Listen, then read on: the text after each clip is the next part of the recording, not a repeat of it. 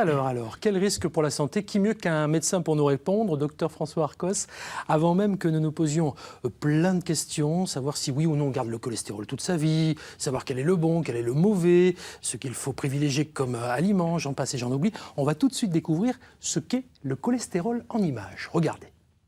Le cholestérol, on connaît bien le mot, mais on ne sait pas vraiment ce que c'est. Le mot vient du grec ancien chol, qui signifie bile, et stéréos, qui veut dire solide. Tout simplement parce que le cholestérol fut découvert en 1758, sous forme solide, dans des calculs biliaires par un chimiste français.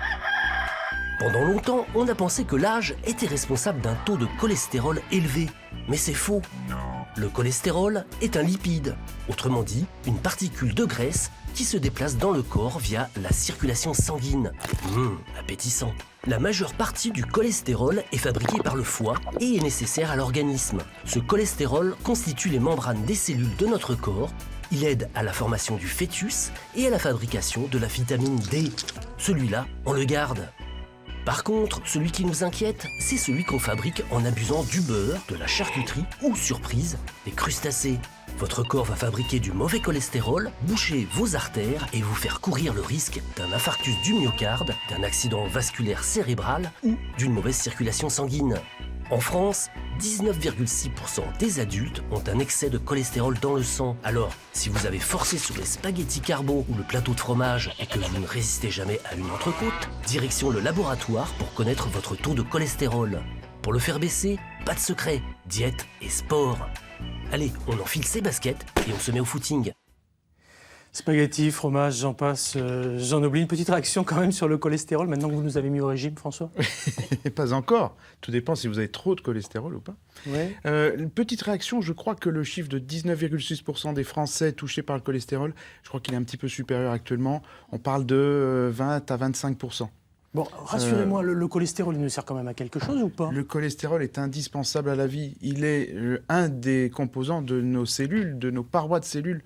Donc évidemment, on en a besoin. C'est indispensable. On l'a vu, j'ai cru comprendre que le cholestérol venait du foie. Expliquez-moi ça, Oui. sans être trop magazine de la santé. Hein. On ne va pas faire magazine de la santé. On va faire pour que tout le monde comprenne. Le cholestérol vient dans deux tiers du cholestérol vient du foie. Il est fabriqué par le foie. Donc ça veut dire que là, l'alimentation n'agit pas. Et un tiers seulement provient de l'alimentation. C'est très important de savoir ça parce que, c'est-à-dire que quand on agit sur l'alimentation pour le cholestérol, on n'agit qu'un tout petit peu par rapport à son excès de cholestérol. D'accord. Vous me disiez, on a tous du cholestérol. Vous m'arrêtez si je me trompe. Oui, heureusement. Oui, d'accord. Donc jusque-là, c'est bien, j'ai bien compris. Maintenant, à quel moment on doit s'inquiéter et comment on peut s'inquiéter? Est-ce qu'il y a des marqueurs? Est-ce qu'il y a des petites choses qui, je ne sais pas, moi, sur la peau, tout d'un coup, arrivent? Il y a quelque chose de physique ou pas du tout? Malheureusement, non. C'est très insidieux. On ne peut savoir si on a du cholestérol, une hypercholestérolémie, que si l'on pratique une prise de sang, un bilan sanguin, notamment ce qu'on appelle l'exploration des anomalies lipidiques, EAL, que vous verrez sur votre feuille d'examen biologique. Oui. Voilà, et que demande le médecin généraliste en général. D'accord. Et à quel moment on doit s'inquiéter? Alors on peut le demander, je trouve qu'à partir de 35-40 ans, il est bon de le faire une première analyse. Après on peut le répéter au bout de quelques années s'il est normal ou plus proche s'il est un petit peu anormal. Alors il y a des hypercholestérolémies familiales aussi, et là par contre c'est complètement différent. C'est une hypercholestérolémie génétique.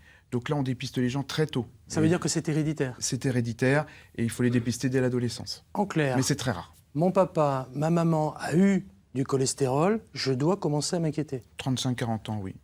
D'accord. Elsa Bezin, je vous 35, sens 40 particulièrement attentive. Je dois venir vous voir, non? C'est ça. Oui, je donnerai mes coordonnées. J'adore le fromage, par contre, c'est un problème, je ne peux pas m'en passer. On pourra en discuter, mais le fromage est intéressant, mais on parlera peut-être alimentation plus tard. Le fromage peut être mangé, même en cas de cholestérol, mais il doit être à moins de 40% de matière grasse. Il y a d'autres questions, à commencer par vous, qui vous posez des questions via le téléphone portable. Je vous propose d'écouter cette question de Marie-Agnès de Montceau-les-Mines. On va y répondre, regardez. Marie-Agnès, Montceau-les-Mines. Quel risque à terme le cholestérol peut-il avoir sur une personne hypertendue? Alors, quelqu'un d'hypertendu qui a du cholestérol comme Marie-Agnès, elle risque quoi? Premièrement, le risque du cholestérol seul, c'est très clair, ça a été prouvé.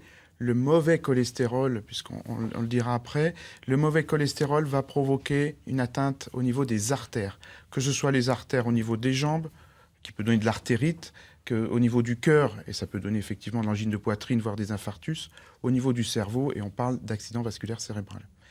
Ça, c'est le cholestérol tout seul. Si on rajoute un autre facteur de risque, comme l'hypertension, on majeure encore plus ces complications. Le stress, donc, peut compliquer son cholestérol. Le stress peut en faire partie, oui. Le stress, le diabète, le tabac, la sédentarité, la surcharge pondérale, l'obésité, font partie de ces facteurs de risque qui provoquent des risques, qui augmentent le risque cardiovasculaire. On le disait, on l'a vu dans le petit module en image tout à l'heure, il y a le bon et le moins bon cholestérol. Et c'est là que c'est intéressant. Alors voilà. Parce que si on repart du début, qu'on se fait dépister par son médecin traitant à partir de 35-40 ans, qu'on reçoit sa fameuse fiche, moi je suis incapable de l'analyser, mon médecin va l'analyser, il va me dire quoi? Il va me dire vous avez du bon, du moins bon, qu'est-ce qui se passe? Alors, il y a le bon, alors c'est un terme un petit peu... galvaudé? Un petit peu galvaudé parce qu'il n'est pas approprié. Le cholestérol, il n'est pas bon ou mauvais. C'est le transporteur du cholestérol qui est bon ou mauvais. C'est-à-dire que pour circuler dans le sang, le cholestérol doit être transporté. Il a des espèces de petits taxis qui vont le transporter. Ouais. Le bon cholestérol, c'est le HDL. Vous le voyez sur votre prise de sang, HDL, High Density Lipoprotein. You speak English perfectly, hein? I speak English. Yes. Et le mauvais cholestérol, le LDL, Low Density Lipoprotein. Donc bon H, mauvais L. D'accord, je note. Hein, vous avez vu, j'ai pris mon stylo, je note HDL. Vous allez peut-être consulter prochainement, c'est pour ça. Je pense. C'est dingue. C'est ce que je disais, c'est le magazine c'est le syndrome magazine de la santé, c'est-à-dire que dès qu'on entend parler de quelque chose, on est tous persuadés d'avoir soit la maladie en question, soit les syndromes qui vont pas bien. Cholestérol, on le redit, c'est bon, c'est bien, c'est vital, important. Mais il faut faire attention. Il y a le mauvais, et il y a le bon. Le bon, c'est le HDL, le mauvais, c'est le LDL. Et ben voilà. Très bien. Jusque-là, j'ai tout compris. Tout le monde a tout compris, Marie-Thérèse? Ça va. Vous suivez votre taux de cholestérol? Oui, malheureusement, je fais partie... Des LDL, on va dire. Ah, oui. Du club des LDL, d'accord. J'ai compris. Pourquoi est-ce qu'on doit faire baisser, là, c'est sérieux, hein, son taux de cholestérol, le mauvais cholestérol, François? Donc, le mauvais cholestérol, c'est celui qui va se déposer sur les parfums. Il va, sans rentrer dans les détails, il va pénétrer dans la paroi des artères et puis il va s'accumuler, il va rétrécir complètement le diamètre de l'artère, hein, l'intérieur de l'artère. Ce qui fait que l'artère va se boucher. Quand une artère se bouche, il n'y a rien de bon là-dedans, ça fait un AVC, il peut y avoir des plaques qui vont se détacher, qui vont aller dans le cerveau, il peut y avoir des plaques qui vont se mettre dans les jambes ou dans le cœur et ça donne l'infarctus. Donc le mauvais cholestérol provoque l'athérome, la plaque d'athérome. D'un coup d'un seul, vous nous avez tous calmés là. Je suis désolé. Hein, c'est fou ça. Je suis désolé. Après 11 heures, là, comme ça, vous nous dites ça, juste avant le 12-13, ça va pas du tout. Bon, qu'est-ce qui fait augmenter le taux de mauvais cholestérol? On parlait de fromage tout à l'heure, il y a d'autres aliments particulièrement? Oui, toutes les viandes, les produits animaux en particulier sont très riches en graisse, mais également les produits laitiers d'origine animale, le beurre, les charcuteries également, ça veut dire fromage. Qu'on peut... Alors, éviter tout ça, c'est quand même un peu compliqué, mais on peut restreindre cette alimentation et peut-être privilégier plus les viandes blanches, par exemple? Lorsque l'on sait qu'on a un excès de cholestérol, et notamment de mauvais cholestérol, on peut agir un petit peu en agissant sur notre alimentation. Donc en diminuant nos apports en graisse animale, donc les viandes rouges, il faut préférer les viandes blanches, de préférence. Le veau, la dinde, le poulet? Le poulet, la dinde, l'agneau aussi. Et puis, il faut majorer nos apports en poissons, parce que les poissons, même s'ils sont gras, et vous en parliez dans le reportage, même s'ils sont gras, les poissons sont toujours plus intéressants au niveau des graisses qu'ils apportent que les viandes. Et votre voisine parlait du fromage. Elsa, on fait tous partie en Bourgogne-Franche-Comté de ceux qui aiment le fromage. Bien sûr. On a de célèbres fromages chez nous. Qu'est-ce que vous en pensez? Si vous n'avez pas de problème de cholestérol, non. Bon, pisse court. Donc, Mais c'est comme tout, j'imagine, c'est avec modération. Alors ça, c'est important. Oui, bien sûr que c'est avec modération. On va imposer, on va proposer un régime à quelqu'un qui a de l'hypercholestérolémie, tout en lui disant qu'il faut faire d'autres choses aussi. Et comme vous le disiez très bien, l'activité physique, minimum 30 minutes de marche active par jour, ça fait baisser le mauvais cholestérol. Je reviens sur l'alimentation parce que c'est notre carburant. On l'a vu tout à l'heure avec la photo du jour et ce fameux championnat de France des desserts qui a lieu aujourd'hui à Mercurey pour la finale Grand Est. Dessert égale pâtisserie. Est-ce que pâtisserie égale cholestérol? Pâtisserie égale cholestérol parce qu'il égale beurre. Oh là là. Beurre. Ben Ça oui. va pas du tout ça. Mais qu'est-ce qu'on Je va connais manger? pas beaucoup de pâtisseries allégées, vous savez. J'en connais un rayon. Et la viennoiserie aussi. Voilà, toutes ces pâtisseries, les Les tartes. tartes salées, les pizzas, les tartes, fritures. Bah oui.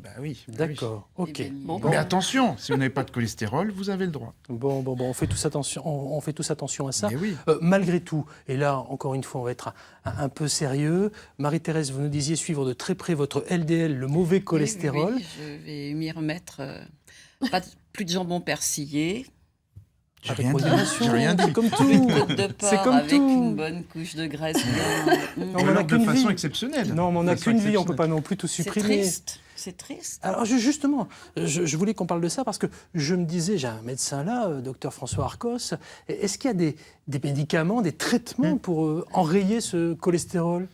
Alors, l'histoire des traitements, c'est toujours Compliqué. très, très compliqué parce qu'il y a eu des études qui ont prouvé que l'effet n'était pas si bon qu'on le pensait. Alors, néanmoins, on les prescrit quand on arrive à un taux de LDL cholestérol et qui est assez élevé et que en plus il y a d'autres facteurs de risque. C'est-à-dire si vous avez comme la dame de l'hypertension, du cholestérol, que vous fumez, que vous êtes en surcharge pondérale et que le mauvais cholestérol est très haut, c'est clair qu'on va vous donner un traitement parce qu'on sait que là la mortalité est plus importante. Mhm. D'accord, c'est un traitement sous forme de gélules, Ce sont c'est des quoi? comprimés à prendre tous les jours, Bon, tout écoutez, simplement. on va peut-être éviter les comprimés, on va se mettre à ce que vous disiez, c'est-à-dire faire un petit peu de sport, tous ensemble là. 30 Ça vous dirait minutes de par faire un jour. petit peu de sport? Oui, Allez, cachez votre joie. oui.